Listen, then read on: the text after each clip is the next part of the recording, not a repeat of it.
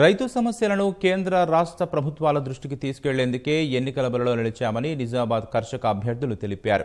ఎన్నికల పోటీలో తామే నైతికంగా గెలిచామని జగిత్యాల జిల్లా లక్ష్మీపూర్లో అభిప్రాయపడ్డారు. తమకు ఏ రాజకీయ పార్టీ మద్దతు లేదని, కడుపు మండి పెద్ద సంఖ్యలో నామినేషన్లు వేశామని స్పష్టం చేశారు.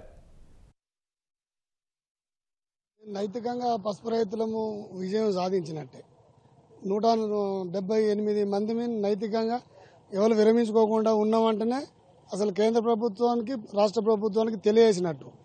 మేము కావాల్సింది మేము ఎలక్షన్లో మేము పోటీ చేసి గెలవాలని కాదు, మాకు మద్దతు ధర కల్పించాలి, బోనస్ ఇవ్వాలి. దీనికోసమే పోయినాం. కానీ ఏదో రైతుల మేము ఎలక్షన్ నిలబడి మేము ఇంత వ్యవసాయం చేసుకుంటేనే బతికేట వాళ్ళం. ఇంతమంది వేసి రైతులు ఎందుకు వేసిరు అనేది మా గోస ప్రతి వాళ్ళకు తెలుస్తుంది, కేంద్రంకు కానీ రాష్ట్రంకు కానీ. మేము గౌరవం ఒక్కటే, మాకు స్టేట్ గవర్నమెంట్ బోనస్ ఇవ్వాలి, సెంట్రల్ గవర్నమెంట్ బోర్డు ఏర్పాటు చేయాలని మా మనవి.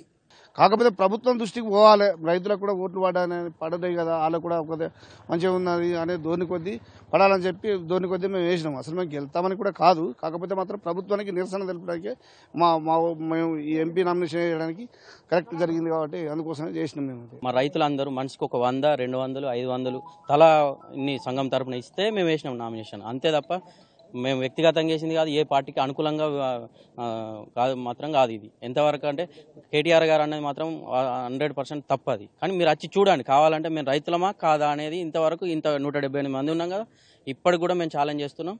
మేము రైతులమా కాదా అనేది మీరు నిరూపించండి.